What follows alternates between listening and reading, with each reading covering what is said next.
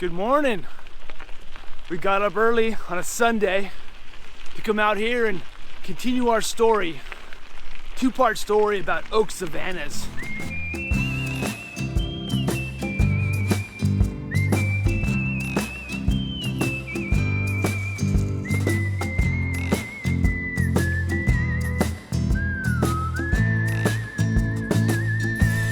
This morning, we're gonna be riding up here to this waterfall. And I come here every spring. This is kind of like my celebratory Oak Savanna ride in the springtime. Because really in the springtime, the Oak Savannas, I think, are just the most beautiful place in California. And this one in particular has this really cool waterfall with some wildflowers. And we're gonna go check it out. But first, let's check in with a few of those camera traps that we put out last episode. Remember that muddy little hole that we put the cameras around, like 5 of them, hoping to get maybe a lion or some bull elk? I went out and grabbed those a few weeks ago. Let's take a peek. All right, we're coming up on our pond here.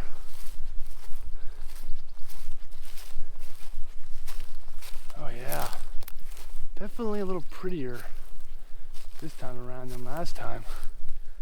Last time was this little mud hole. This is a genuinely nice spot now.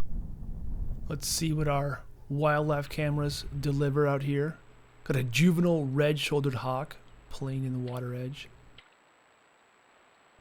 Mallard duck pair utilizing the high spring flows. Ah, yes. Tule Elk. This band of bulls is already posturing for the upcoming fall rut. Their antlers are short right now, covered in velvet. They'll regrow them by the fall. We just love seeing Tule Elk out here. Tule Elk traditionally use Oak Savannas for part of the year in old California. I will admit I'm a little obsessed lately with oak woodlands and oak savannas, and especially wild oak savannas and oak woodlands in California. And there's not many of them left. And many of us in California, if we're lucky, we get to visit places like this on the weekends. There's some nearby preserve or an open space district, maybe a water district that allows hiking on oak woodland or oak savanna. But the difference between places like this and the places that we've just visited, Kyle and I, and that you saw last episode, come down to, well, let's go back to the field and let me explain it on the banks of some river with Kyle wading through the creek. But we're going full behind the scenes with Kyle and I as we're making a series of episodes on oak woodlands. And these are some of the wildest places that oaks still thrive. And Kyle and I on camera were just defining what makes a wild place. We're talking about a wild place that has big animals, and we're gonna see a lot of big animals. Number 2, it's got rugged beauty. This place has some rugged beauty to it. And number 3, it's gotta have no people, or very low amounts of people. That means access. That means long, steep trails, long, bumpy roads, 4-wheel drive, raft trips, canyons, climbing, snow, all the above. And we experienced that right out of the gates. We had to cross this creek, because over here, behind me, oh man, wild oak savannas. Now, I would consider this place ruggedly beautiful, but it is going to be missing 2 of those key ingredients. Number 1, there's not much wildlife. There is some wildlife here. It's a wildlife area. There's turkey hunters. There's turkeys out here. There's meadowlarks. But that large, charismatic megafauna, Tule Elk, we've replaced with cows. That's why Kyle and I are so obsessed with Tule Elk. Tule Elk has become sort of a symbol of wild California. We seem to only find Tule Elk in the wildest places, and that's one of the indicators, right? Big mammalian species, big charismatic megafauna. You know, real quick, for Tule Elk, there was once like 500,000 Tule Elk in California, and we killed them all off except for a handful. And from that little handful left in the late 1800s, we've repopulated Tule Elk, an endemic California-only species, to several spots across the state. One of them being the Snow Berryessa National Monument, which is where I first discovered Tule Elk and really where they became a symbol of that wild to me. And it all started a couple years ago. My dog and I were out scouting for the Oak Woodland, Oak Savanna episodes, and we were camping, gonna hike the next day, and we saw some Tule Elk up on the hillside. And so we changed plans immediately. Changed plans, watched the elk for a little bit, and we started camera trapping just right out of the campsite on these little springs that we found. What a pretty spot. This is right where the camera trap was, where the elk are drinking. By some lupin and the dog.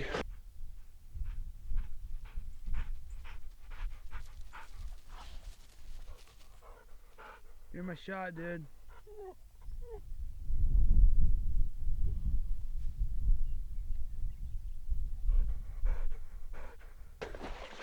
All kinds of lupin.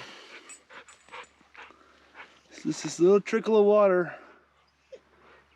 You guys are drinking out right there. This little band of Tule elk is mostly juveniles, maybe last year's calves. These are males. You can see where their antlers are going to grow soon. And, like most adolescent teenagers, they're a little rowdy. They like to vandalize.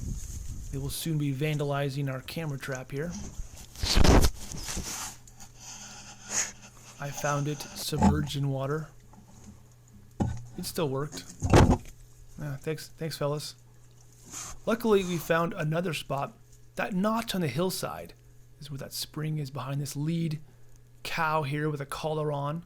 The herd's movement are being tracked by the state of California, which is good because these elk are also vandals.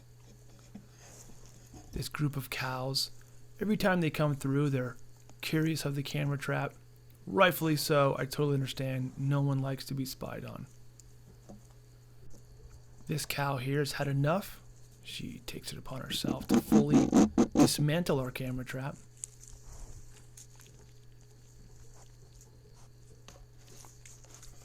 I don't blame her at all.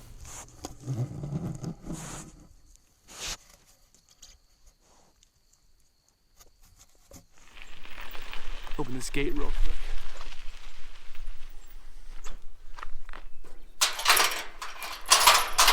Again, gotta mind the gate because there's cattle out here on our public lands. About to have a close encounter of the cow kind. I know we're not supposed to be afraid of cows, but I am. I'm afraid of all large animals that have young nearby, like these two cow-calf pairs do. Let's do a little cow public land selfie, like, hey, public lands, large megafauna, cows, all right. Look, it's not all right, okay? So last thing I'll say is this. I love me some burgers, I always say this. And I like the people, I do, that actually manage those animals, like good down to earth folks a lot of times, just trying to make a living outside like I am. But this is a state wildlife area. And wouldn't it be cool if instead of cows, there was Tule elk out here? And what if you could hunt them? Any hunters out there agree with me that maybe this Spencerville wildlife area should have a Tule elk hunt instead of cattle grazing? Maybe both, I don't know. You know, just, it's early, we had too much coffee, we're just thinking.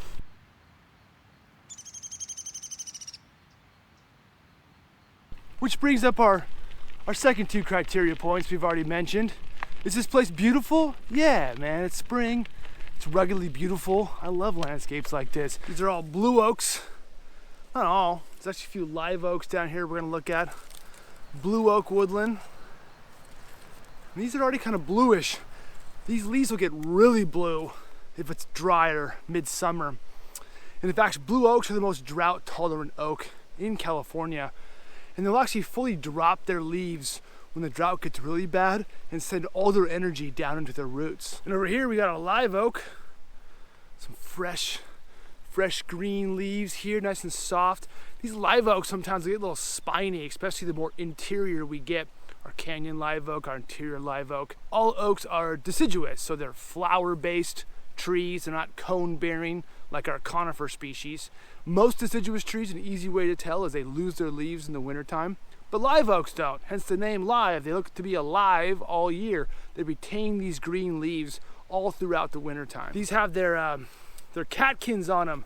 It's basically the fluorescence, the flower, and that wind is gonna be, that pollen's gonna be spread with wind, and they're gonna create acorns.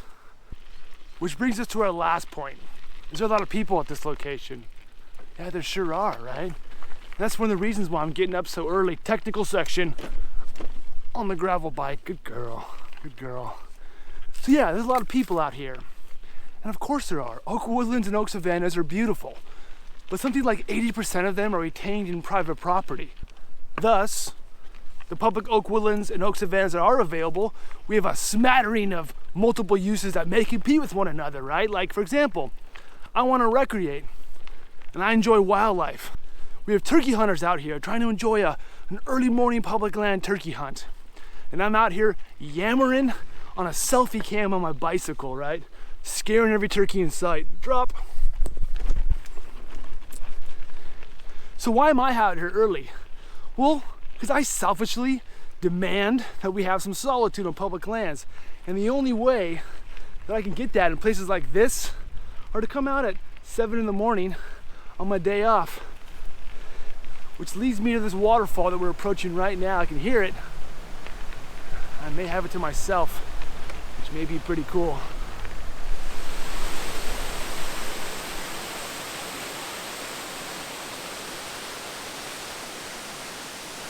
Yep, ruggedly beautiful. I checked that box for sure. This is a cool spot. Definitely worth a ride on a Sunday morning. Let's see if we can find a spot to get a little bit of a closer look before the crowds arrive. Soon these hills will be crawling with orcs. Second waterfall right here. That first waterfall is just upstream.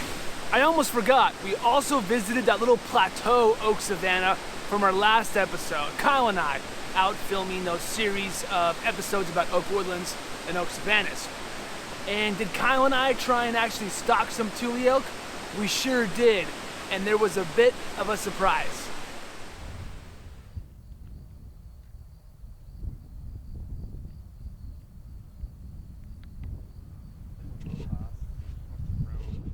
It's Kyle. Kyle and I found some cover, found some elk, and the elk are hanging out with, we're pretty sure, a donkey or like a mule or something.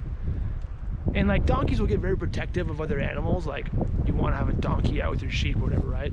And this donkey is doing that. He's the only one standing up. We can see him. He's standing up, he's looking around. The other elk are all laying down. There's like 8 of them. And we were just talking about how we don't want to like stalk the elk and like spook them and do a big thing, because we're like making a nature show here, folks. But this donkey thing must be investigated. So, okay, so the stalk's been successful so far. We caught him on the ridge line, started to walk down, realized that we were going to skyline ourselves again, so we kind of wrapped this hillside. Now we're in this thicket, the same thicket I was in last couple episodes ago, walk around me like looking for cover. All right, so an update, we successfully made the ridge. This is as close as we're going to get to these animals. There it is, a donkey hanging out with Tule elk. On the camera traps too, along with a lot of other really cool animals utilizing oak savannas and oak woodlands. We're super excited to show you those episodes. They're going to be coming out soon, so please stay tuned for more oak woodland and oak savanna. Let's look at this waterfall. Well, that about does it for today. And I guess the point of this ramble is that this place is awesome. I'm so lucky and grateful to the state of California and the Natural Resource Agency and Fish and Wildlife and everybody else that helps preserve and conserve oak woodlands and oak savannas, so dumb old idiots like me can come out here on a Sunday and enjoy a bike ride in these beautiful places.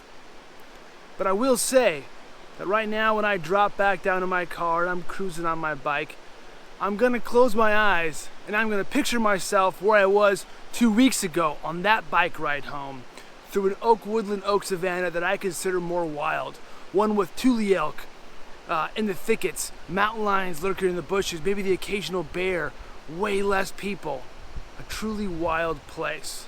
And the point I guess I'm trying to make is we could have more of that. With more places and larger conserved areas of oak woodlands and oak savannas, those large megafaunas will come back and the amount of people visiting will spread out and the densities will get lower and chumps like me could have our cake and eat it too.